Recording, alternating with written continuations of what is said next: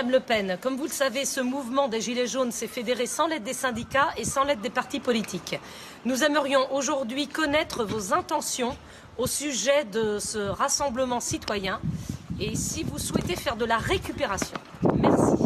Je vous laisse répondre. Bon, la réponse est très simple. Je pense que chacun a constaté que précisément, je n'ai eu aucune ambiguïté à l'égard de ce mouvement. D'abord, je l'ai soutenu la première heure, le premier jour. Le premier jour de la première heure. Vous avez même d'ailleurs soutenu leur manifestation aux Champs-Élysées. Je soutiens les Gilets jaunes. Même sur si par exemple samedi prochain il y a une manifestation sur les Champs-Élysées, vous direz il faut toujours manifester sur les Champs-Élysées? Est-ce qu'on a le droit de manifester dans notre pays? Est-ce que c'est le rôle du ministère de l'Intérieur que de permettre au peuple français de manifester dans la tranquillité et dans la sécurité? Y compris sur les Champs-Élysées, malgré ce qu'on a vu hier. Mais ça, mais encore une fois, c'est au service de le dire. Ils ouvrent ou ils ferment.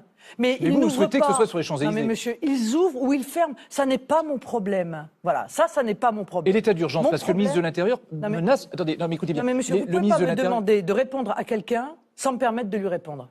C'est vrai.